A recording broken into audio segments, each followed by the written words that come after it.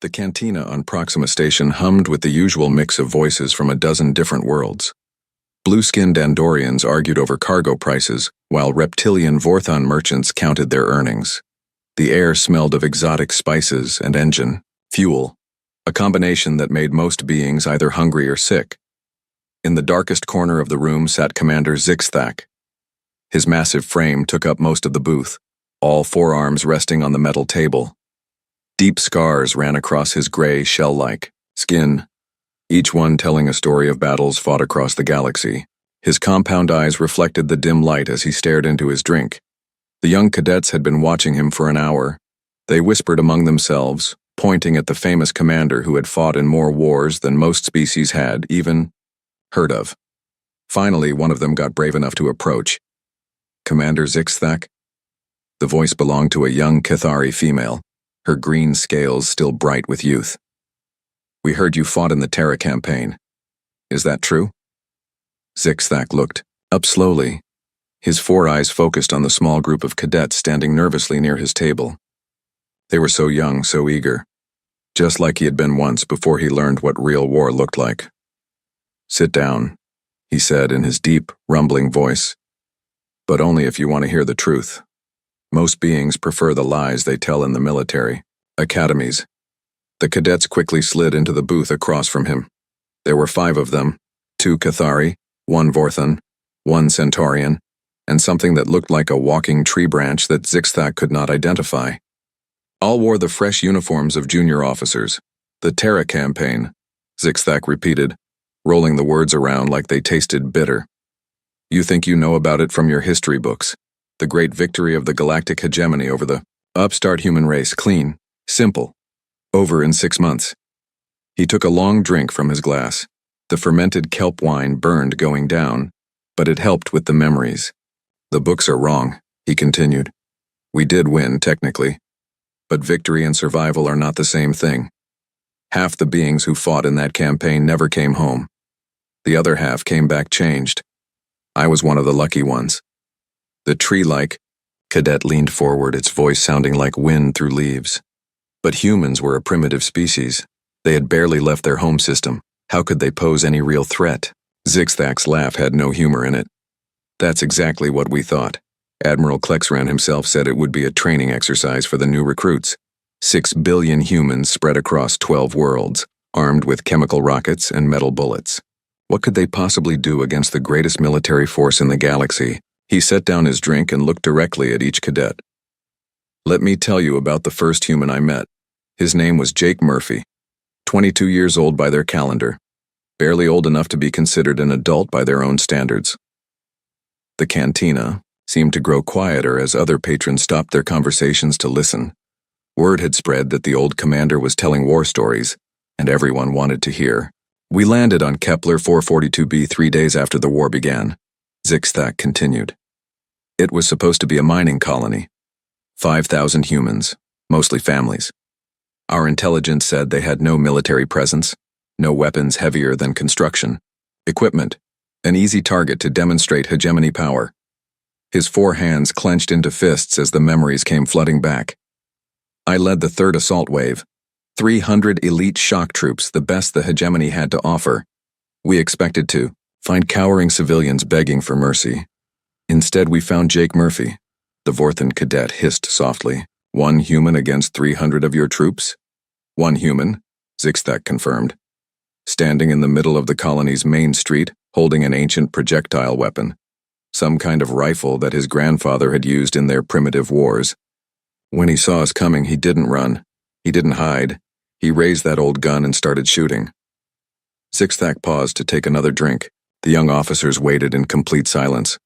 Our armor could stop his bullets easily. They bounced off like raindrops. But Jake Murphy kept firing anyway. When his weapon ran empty, he reloaded. When we got closer, he grabbed another gun from somewhere. Always firing, always fighting, never backing down. "That makes no sense," the Centaurian cadet said. "If his weapons could not hurt you, why continue fighting?" Zixthak smiled, but it was not a pleasant expression. "Because he wasn't trying to kill us, he was buying time. Every second he kept us focused on him was another second for the civilians to escape through the mines. Jake Murphy knew he was going to die. He accepted it, but he was going to make his death count for something. The commander's voice grew, softer, more thoughtful. We finally brought him down with a stun weapon. Couldn't kill him outright. We needed prisoners for interrogation. When he woke up in our detention cell, the first thing he asked was whether the families had gotten away safely. One of the Cathari cadets shifted uncomfortably. Did they escape?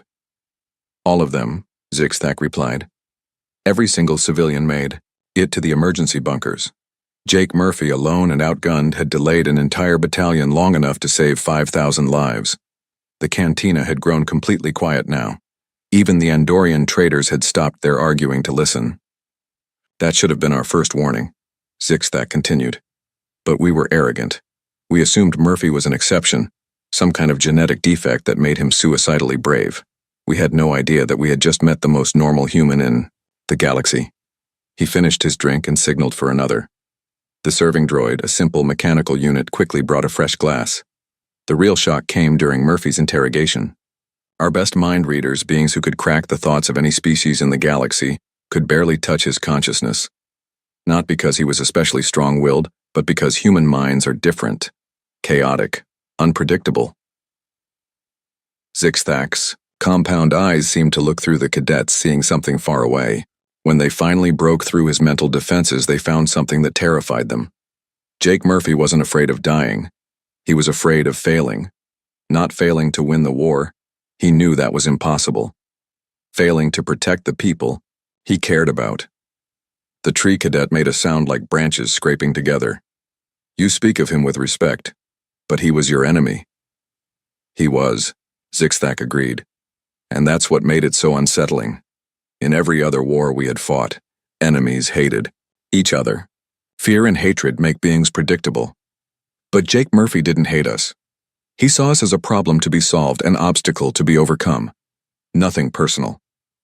The commander leaned back in his seat, his forearms spreading wide. During his questioning, they asked him what he thought would happen to him. Jake said he figured we would probably execute him, which was fine as long as it was quick. Then he asked if we needed any information about human defensive positions. The cadets looked confused. The Centaurian spoke first. He offered to betray his own species? No, Zixthak said with something that might have been admiration. He offered to lie to us. Jake Murphy spent 6 hours giving our intelligence officers completely false information about human military capabilities. Made up stories about secret weapons, hidden bases, alliance with other species. All lies, but told so convincingly that our command staff wasted weeks chasing phantoms. Zixthak raised his fresh drink in a mock salute. And he did it all while smiling. Actually smiling, like it was some kind of game. The serving droid returned with a tray of drinks for the cadets, who had been too absorbed in the story to order anything.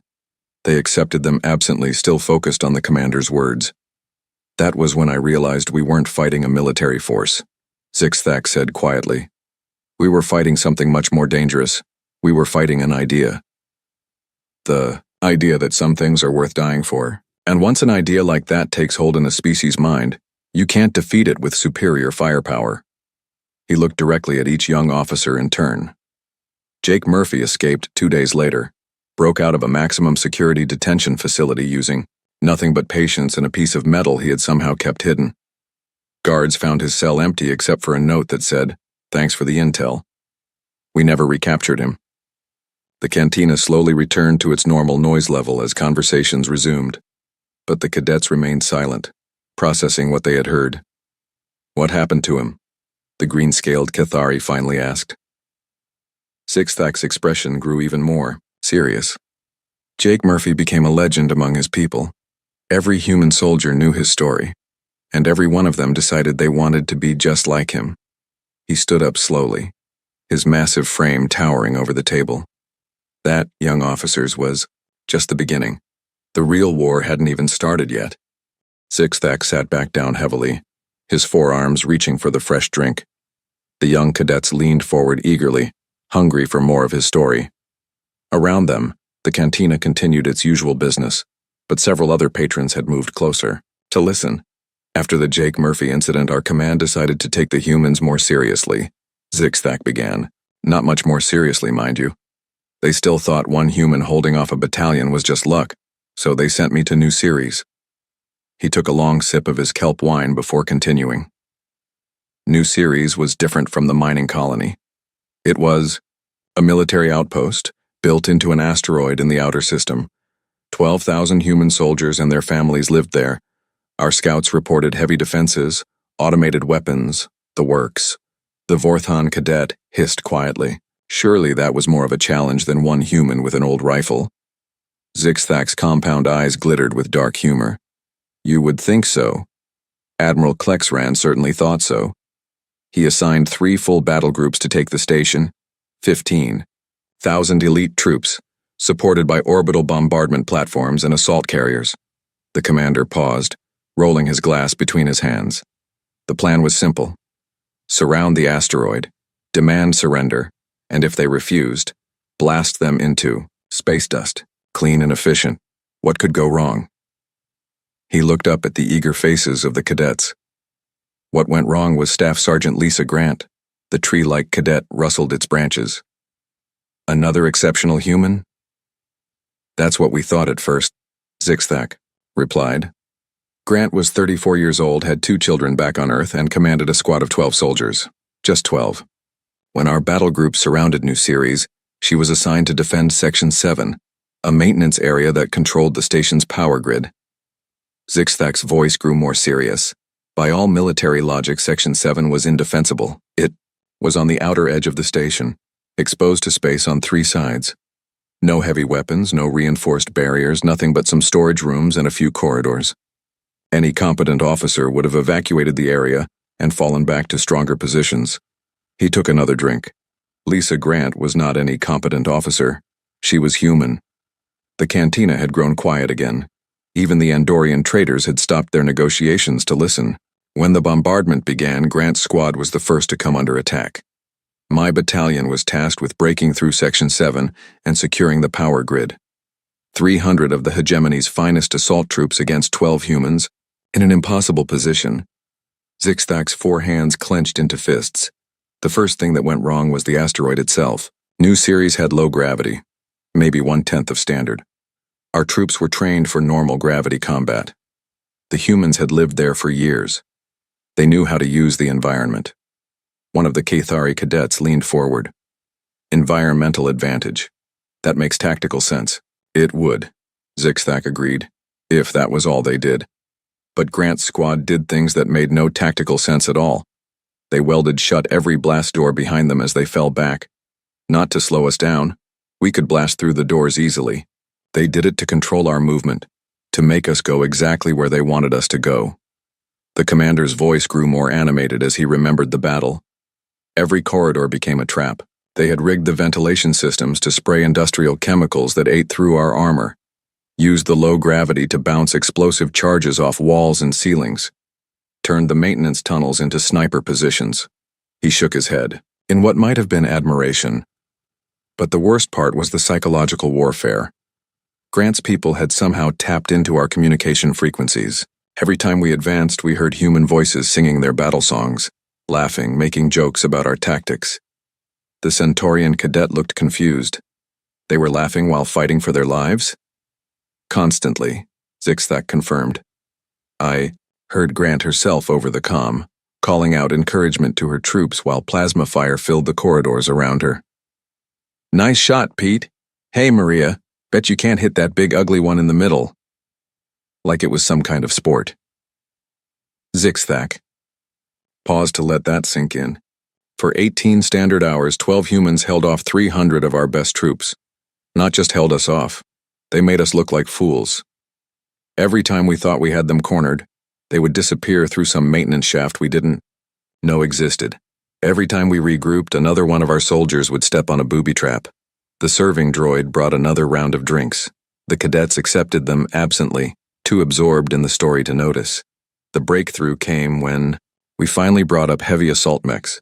12-foot-tall walking weapons platforms armed with enough firepower to level a city block. Surely that would end the human resistance. Zixthak's laugh had no humor in it.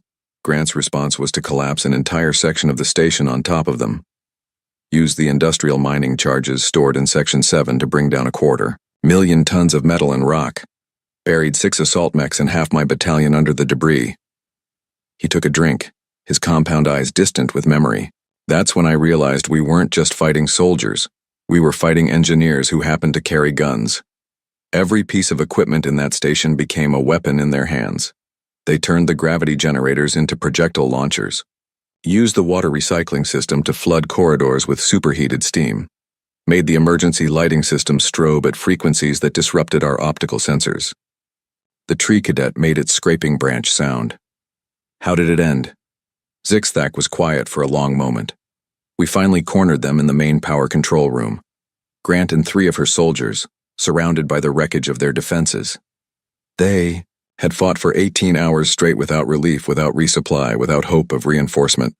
His voice grew softer. When we broke down the final door, Grant was still at her post, still firing. One arm hung useless at her side. Her armor was cracked and bleeding, and she had shrapnel embedded in her chest. But her rifle was steady, and her aim was true. Zixthak looked directly at each cadet. She could have surrendered. Should have surrendered. Her mission was complete. She had delayed us long enough for the rest of the station to evacuate the civilian population. But she kept firing until her weapon ran empty. The cantina was completely silent now. When we finally stunned her unconscious, she had a grenade in her free hand, thumb on the trigger. If we had tried to execute her squad, she would have taken us all with her. One of the Cathari cadets whispered. What did she say when she woke up? Zixthak smiled grimly. The first thing she asked was whether her kids were proud of her. The second thing she said was, tell your friends this was just the warm-up. He finished his drink in one gulp. Later, during interrogation, we learned that Grant's 12-person squad had never been intended to hold Section 7. Their orders were to delay us for 2 hours at most, then fall back to the main defensive line. Grant decided on her own to hold the position for as long as possible. The commander stood up, towering over the table. 2 hours became 18 hours. 12 humans against 300 elite troops, in an impossible position, with no support and no hope of victory. And they held the line because their sergeant decided it was the right thing to do. Zixthak looked down at the young officers. After New Series, our command finally understood what they were dealing with. Humans didn't fight like any other species we had encountered. They didn't calculate odds or weigh costs. They simply decided what needed to be done and did it, regardless of whether it was possible. He turned to leave, then paused. Lisa Grant spent 6 months in our prisoner camps. When the war ended, she was among the first humans we released. Do you know what she did? The cadets shook their heads. She requested permission to visit the graves of the hegemony soldiers who died at New Series. Said she wanted to pay her respects to brave warriors who were just following orders. Zixthak's expression grew thoughtful. That's when I began to understand that we hadn't just underestimated human military capability. We had completely misunderstood human nature itself. With that, he walked away, leaving the young cadets to contemplate the implications of what they had heard. The next evening, the cadets returned to the same cantina. Word had spread through Proxima Station about Commander Zixthak's war stories, and tonight the place was packed. Beings from a dozen different worlds had come to hear the legendary veteran speak about the Terra campaign. Zixthak sat in his usual corner booth, but tonight he was not alone. Several other hegemony veterans had joined him, their scarred forms bearing witness to battles fought across the galaxy. When the young cadets approached, the old commander gestured for them to sit. You came back, he observed, his compound eyes studying their eager faces. I suppose you want to hear more about human warfare. The green-scaled Cathari nodded quickly. Please, Commander. The other instructors at the Academy say your stories cannot be true. They say no species could fight the way you describe. One of the other veterans, a massive creature with 6 legs and armor plating for skin, made a sound like grinding metal. Tell them about Titan Base, Zixthak. Tell them about Colonel Brooks. Zixthak's forearms tensed at the mention of that name. Around the cantina, conversations died as beings realized another story was beginning. Titan Base, he repeated slowly.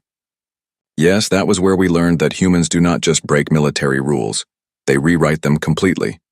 He signaled for drinks, and the serving droid quickly brought a tray for the table.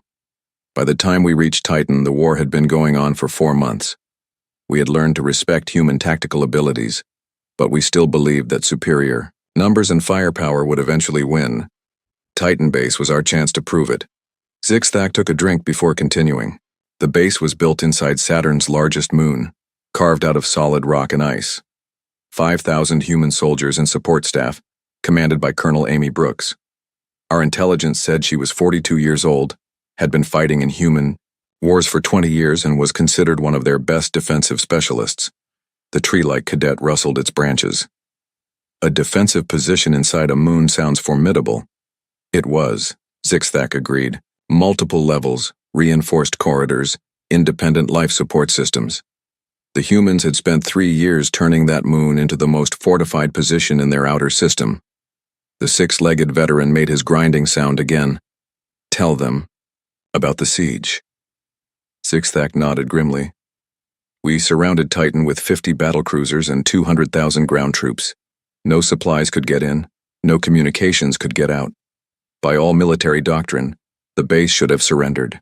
Within days, he paused, looking around at the packed cantina.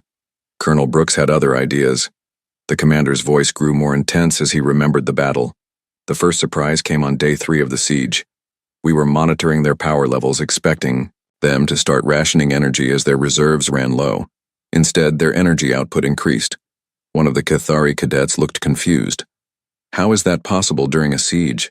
Brooks had ordered her engineers to cannibalize every piece of non-essential equipment in the base. Zixthak explained. Food processors, recreational systems, even medical equipment. They stripped out the power cells and wiring to build improvised weapons. The massive alien veteran leaned forward. Show them the scar, Zixthak. Reluctantly, Zixthak rolled up one of his sleeves, revealing a jagged mark that ran the length of his arm. Magnetic railgun, built from a food delivery system. Brooks, people turned their cafeteria into an artillery position. He covered the scar and continued his story. But that was just the beginning. On day 5, they started their chemical attacks, used the base's air recycling system to pump toxic gases into our landing zones. The gases were made from cleaning supplies and industrial solvents. The Centaurian cadet looked sick. They poisoned their own air system? Only the outer sections, Zixthak replied. Brooks had sealed her people into the inner levels and was using the outer base as a weapon against us. Every corridor we captured became a death trap. The cantina had grown completely quiet. Even the Andorian traders had stopped their arguments to listen. On day 7, they hit us with something we had never seen before. Lieutenant Dan Foster led a team through the base's waste disposal system to plant explosives directly under our command post. Zixthak's compound eyes seemed to look through the assembled crowd, seeing something far away. Foster and his team crawled through sewage pipes for 6 hours to reach our position. When the bombs went off, we lost our entire command structure in one attack. 30 senior officers killed instantly. The six-legged veteran made his grinding sound. Tell them about the reactor. Zixthak was quiet for a long moment. When he spoke again, his voice was barely above a whisper. Day 12. We had been besieging the base for nearly 2 weeks. Our troops were exhausted, our equipment was failing, and we had suffered casualties that would have broken any other military force. But we were winning. Brooks' people were down to their last reserves of food and ammunition. He took a drink, his 4 hands shaking slightly. That's when she activated Protocol 7. The young cadets leaned forward, sensing something important. Protocol 7 was something the humans called a dead man's switch. Brooks had rigged the base's nuclear reactor to explode if certain conditions were met. She sent us one message. If you want this base, you can have what's left of it. The tree cadet made a sound like wind through dead leaves. She was willing to destroy her own base? More than that, Zixthak replied. The explosion would have taken out half our fleet and killed 200,000 hegemony soldiers. Brooks was holding the trigger for a weapon that would end the siege permanently. One of the Cathari cadets whispered, "What did you do?" "We tried to call her bluff," the six-legged veteran answered. "We thought no rational being would actually detonate such a weapon." Zixthak nodded grimly. "We were thinking like rational beings. Brooks was thinking like a human." The commander stood up and began pacing behind the table. For 6 days she held that trigger. 6 days of negotiations, threats, and attempts to breach the inner levels. Every hour, we expected her to either surrender or detonate the reactor. She did neither. He stopped pacing and looked directly at the cadets. Instead, she used those 6 days to evacuate all the wounded prisoners from both sides. Every injured hegemony soldier who had been captured, every human who was too hurt to fight. She loaded them onto escape pods and launched them toward our fleet. The cantina was so quiet that the hum of the air recycling system seemed loud. On the 6th day, Brooke sent her final message. She said she was tired of holding the trigger and it was time to end the siege. We prepared for the explosion that would kill us all. Zixthak sat back down heavily. The explosion never came. Instead, Brooks opened the inner blast doors and walked out with her hands raised. She surrendered herself and her remaining troops, but only after she had saved every life she could save. The young officer sat in stunned silence. We asked her, later, why she didn't detonate the reactor. The six-legged veteran said. Her answer was simple. Because you would have learned nothing from dying and my people would have learned nothing from killing you. Zixthak finished his drink and signaled for another. That was when I realized that human warfare is not about destroying enemies. It is about protecting something they consider more important than victory. Brooks could have won the siege by killing everyone, including herself. Instead, she chose to lose in a way that saved as many lives as possible. He looked around at the packed cantina. After Titan Base, our entire understanding of human military doctrine changed.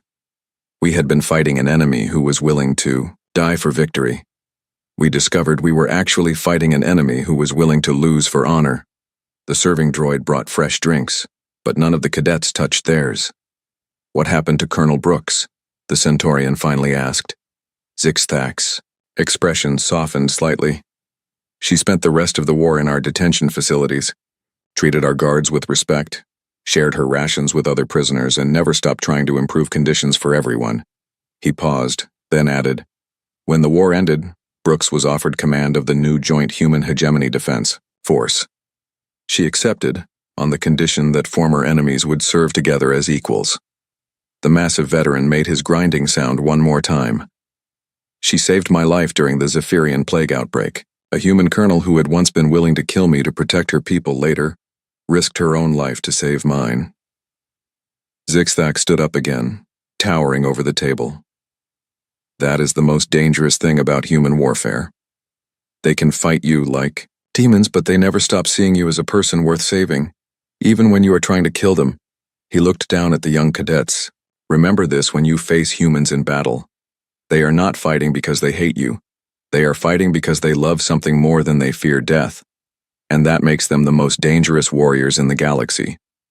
With that, Zixthak walked away, leaving the cadets to contemplate the complexity of human nature and the true meaning of honorable warfare. On the third night, the cantina was standing room only. Word had spread throughout the station about Commander Zixthak's stories, and beings had traveled from other systems just to hear about the Terra campaign.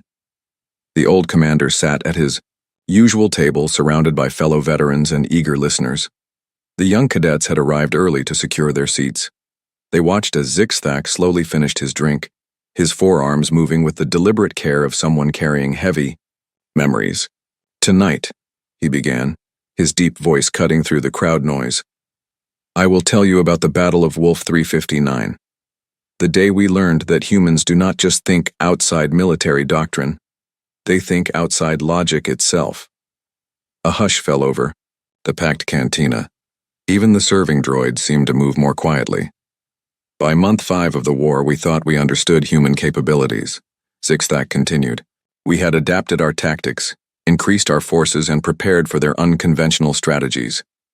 Admiral Klexran himself declared that the humans had shown us their best tricks. The six-legged veteran from the previous night made his grinding sound. Tell them about Admiral Sullivan. Zixthak nodded grimly. Admiral Kate Sullivan commanded the human fleet at Wolf 359, 43 years old, mother of 2 children, veteran of their internal wars. Our intelligence files said she was competent but not exceptional. He paused to accept a fresh drink from the serving droid. What our intelligence files did not mention was that Sullivan had once been a circus performer before joining their military. She understood something about impossible moves that our tactical computers could never calculate. The tree-like cadet rustled its branches. A circus performer became an admiral? Humans promote based on ability, not birth, Zixthak explained. Sullivan had proven herself in a dozen smaller battles, but Wolf 359 was different. She commanded 37 human ships against our grand fleet of 370 vessels. The massive alien veteran leaned forward. 10-to-1 odds. Should have been a simple victory. Zixthak's compound eyes glittered with dark memory. Should have been. We had planned the battle for weeks. Computer simulations showed human defeat in every scenario. Our admirals were already discussing how to divide the captured ships. He took a long drink before continuing. The battle began exactly as predicted. Sullivan's fleet moved into defensive positions around Wolf 359's asteroid belt.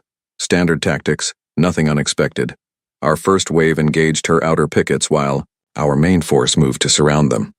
The cantina was completely silent now, hundreds of beings hanging on every word. Then Sullivan did something that broke every rule of space combat. She split her fleet.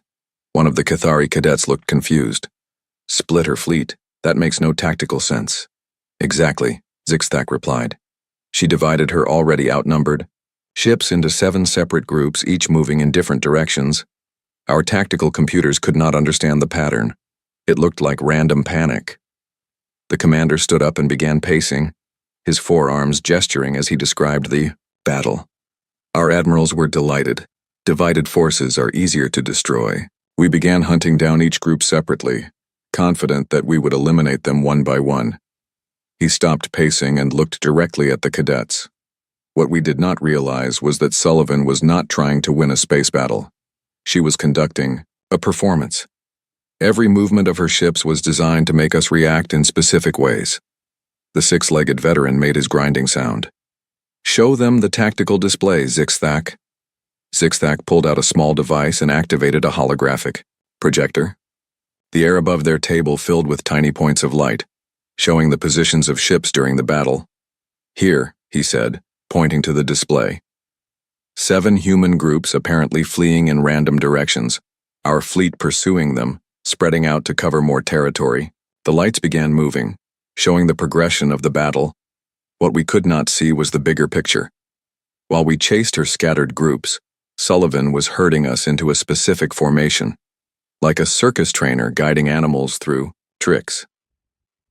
The hologram showed the alien fleet slowly forming a loose ring around the system. On day 2 of the battle, we had destroyed half her ships and captured most of the asteroid belt. Victory seemed certain. That was when Commander Pete Johnson made his attack run. Zixthak highlighted one small light moving toward the center of the alien formation. Johnson commanded a human destroyer, one of their smallest warships. His orders were to ram the flagship of our second battle group at maximum speed. The Centaurian cadet gasped. A suicide attack? That is what we thought, Zixthak replied. Johnson's ship accelerated directly toward Admiral Vextar's dreadnought. No evasive maneuvers, no weapons fire, just a straight collision course. The hologram showed the tiny light moving steadily toward a much larger vessel. Our point defense systems should have destroyed Johnson's ship long before impact, but Sullivan had timed the attack perfectly. Johnson's approach brought him through the debris field of a previously destroyed human cruiser. Zixthak manipulated the display to show the details. The debris masked Johnson's ship from our sensors until the last moment. By the time we detected him, it was too late to stop the collision. The small light merged with the large one, and both disappeared from the display. Johnson's destroyer punched a hole completely through Admiral Vextar's flagship. Both ships were destroyed instantly, along with 1,500 crew members from both sides. The cantina was deadly quiet. Several beings had stopped drinking to stare at the holographic display. That should have been the end of it, Zixthak continued. A brave but pointless sacrifice, except that Johnson's attack had created something that should not have been militarily significant. He zoomed in on the gap in the alien formation. A hole in our defensive line. One small gap where 2 ships used to be. Any competent admiral would have moved other vessels to fill the opening within minutes. The tree cadet made its wind-through leaves sound. But something prevented that. Sergeant Mary Bell, Zixthak replied simply. The hologram shifted to show small dots moving through the gap. While we were dealing with the collision, Bell led a boarding party of 20 human Marines through the hole in our formation. They used Johnson's sacrifice as cover to approach our command ship. Zixthak's four hands clenched into fists as he remembered. Bell's team had launched from one of Sullivan's scattered groups just before Johnson's attack. They flew through the debris field in powered armor, using the explosion as camouflage. The display showed tiny figures moving through space toward the largest alien vessel. By the time we realized what was happening, Bell and her Marines were already inside our flagship. They had cut through the hull using industrial tools and were fighting their way toward the bridge. One of the Cathari cadets leaned forward. 20 Marines against a crew of thousands? 20 Marines who knew exactly where they were going, Zixthak corrected. Sullivan had given them complete blueprints of our ship design. The humans had been studying our technology for months. The hologram zoomed in to show the interior of the alien ship. Bell's team moved through the ventilation systems, avoiding the main corridors where our security forces were concentrated. They used human-sized passages that our larger troops could not follow. Zixthak's voice grew more intense. In 37 minutes, Bell fought her way from the outer hull to the main bridge. She lost half her team in the process, but she reached her target. The commander paused, his compound eyes reflecting the holographic light. When Bell burst onto the bridge, she was carrying something our sensors had not detected. A device the humans called a grenade. A primitive explosive that would kill everyone in the room. The cantina seemed to hold its breath. Bell could have detonated the device immediately, could have killed our entire command staff and herself in one final act of defiance. Instead, she made Admiral Klexran an offer. Zixthak turned off the holographic display and sat back down. She wanted our tactical frequencies and fleet positions. In exchange, she would set the explosive for a delayed detonation, giving everyone time to evacuate the bridge. The six-legged veteran made his grinding sound. Klexran should have refused. Should have called her bluff. He tried, Zixthak replied. Bell's response was to pull the pin from her grenade and start counting down. 10 seconds to decide, Admiral. Your choice. The young cadet sat in stunned silence. Klexran gave her everything she asked for. Frequencies, positions, tactical, plans, everything. Bell transmitted the information to Sullivan's fleet, set her explosive for a 5-minute delay and walked off the bridge. Zixthak finished his drink in one gulp. With complete knowledge of our fleet positions, Sullivan regrouped her scattered forces and hit us where we were weakest. In 6 hours, she had turned a hopeless battle into a strategic victory. The massive veteran leaned back in his chair. Bell could have escaped with the information. Instead, she stayed behind to help evacuate wounded crew members from the flagship. Zixthak nodded. When our security forces finally cornered her, Bell was in the medical bay, helping treat injured hegemony soldiers. She surrendered without resistance. The commander looked around at the packed cantina. That was the day we learned that humans do not just fight differently. On the 4th night, Commander Zixthak arrived at the cantina to find it transformed. Tables had been moved to create a small amphitheater, with beings from dozens of worlds packed into every available space. News crews from 3 different networks had set up recording equipment. The story of the Terra campaign had become the most requested tale on Proxima Station. Zixthak made his way to his usual table, where the young cadets waited eagerly. Around them sat other veterans of the war, their scarred forms bearing witness to the truth of his words. The air hummed with anticipation. Tonight, Zixthak began, his voice carrying easily through the silent crowd.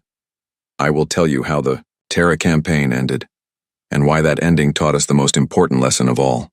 He accepted a drink from the serving droid and looked out over the assembled faces. After Wolf 359, both sides knew the war had to end.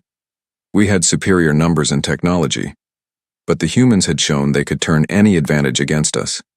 Every victory cost us more than we could afford to lose. The 6-legged veteran from previous nights made his grinding sound. Tell them about the peace talks. Zixthak nodded slowly. The negotiations took place on a neutral space station in the Vega system. General Frank Davis represented the human military, while Ambassador Helen Price spoke for their civilian government. He paused to take a drink. I was part of Admiral Klexran's security detail. My job was to watch for human treachery, to protect our negotiators from whatever tricks the enemy might try. The tree-like cadet rustled its branches. Did the humans try to deceive you during the talks? That is what we expected, Zixthak replied. Instead, they did something far more unsettling. They told us the truth. The commander stood up and began pacing slowly behind his table. General Davis laid out the complete human military situation. Every base, every ship, every weakness in their defenses. He gave us detailed reports on human casualties, resource shortages, and morale problems. One of the Cathari cadets looked confused. Why would they reveal their weaknesses? Because, Zixthak said, Davis wanted us to understand exactly what it would cost to continue the war. He showed us projections of human resistance for the next 10 years. The numbers were terrifying. The massive alien veteran leaned forward. Show them the casualty estimates. Zixthak activated his holographic projector again.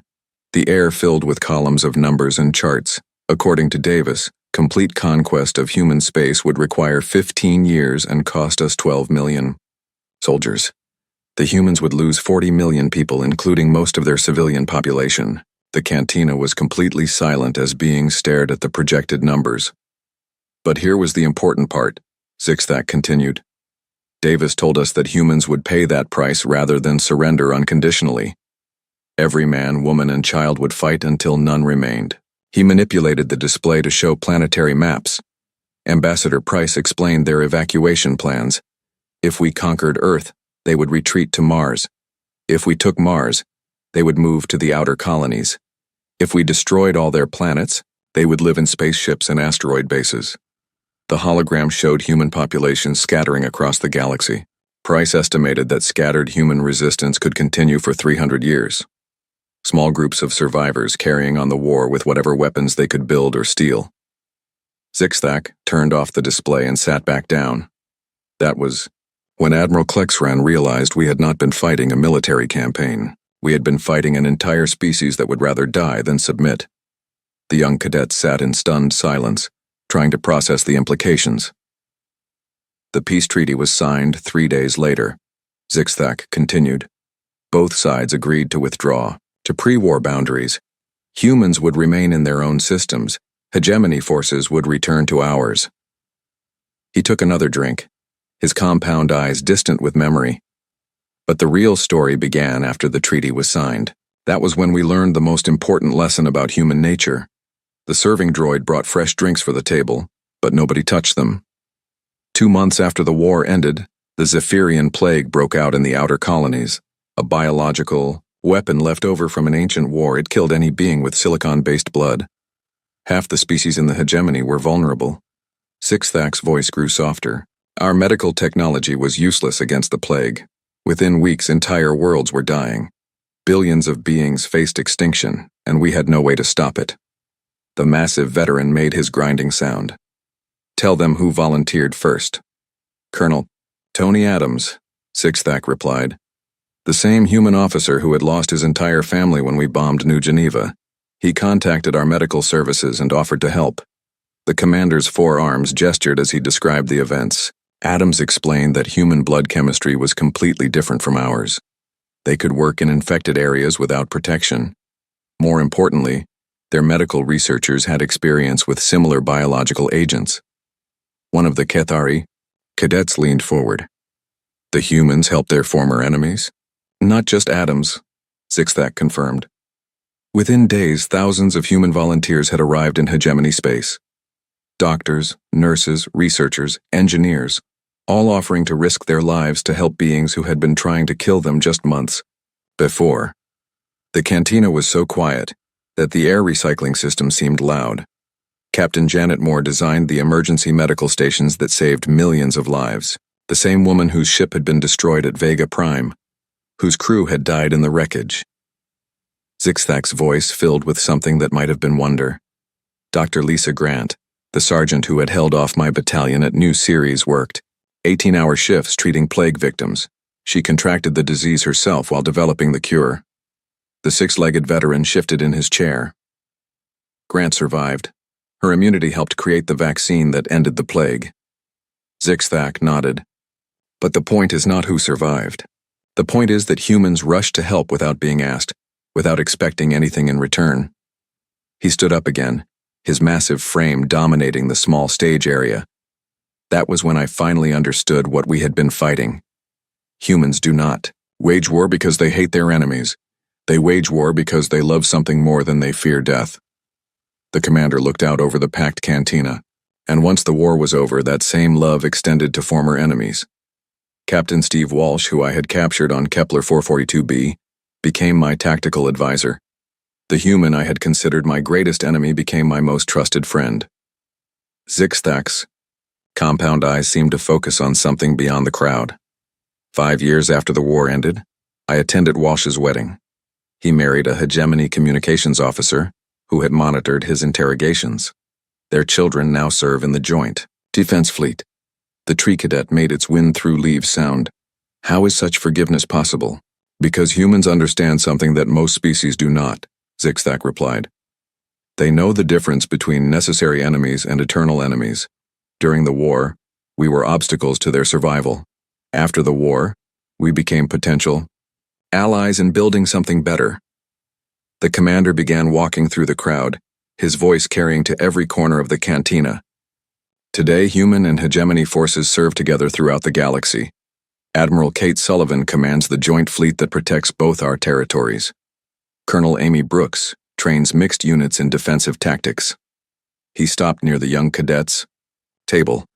The most dangerous human warriors became our most valuable peacekeepers. Not because they changed, but because we finally understood what motivated them. Zixthak looked directly at each cadet in turn. You want to know the most chilling thing about human warfare? It is not their tactics or their weapons or their willingness to die. It is that they can fight you like demons one day and treat you like family the next. The cantina erupted in murmurs as beings discussed what they had heard. They do not fight because they hate you, Zixthak continued, his voice rising above the noise. They fight because they love something more. And when the fighting is over, that same love can include former enemies. He returned to his table and finished his drink. Captain Walsh serves as my second in command now. Every day I work alongside the human who once tried to kill me. Every day he trusts me with his life, just as I trust him with mine. The old commander looked around at the assembled crowd one final time. That is why you never underestimate humanity. Not because they will destroy you, but because they might choose to save you instead. And that choice, young officers, will be based on principles you may not understand, but must learn to respect. Zixthak stood to leave, then paused. The Terra campaign ended 20 years ago. Today, human hegemony cooperation has created the most peaceful period in galactic history. We learned to fight alongside beings who had once been our deadliest enemies. He looked back at the young cadets. Remember this when you face impossible situations in your own careers. Sometimes the greatest victory is not defeating your enemy, but discovering you never needed to be enemies at all. With that, Commander, Zixthak walked away, leaving behind a cantina full of beings contemplating the true meaning of strength, honor, and the possibility of redemption even in the darkest times of war.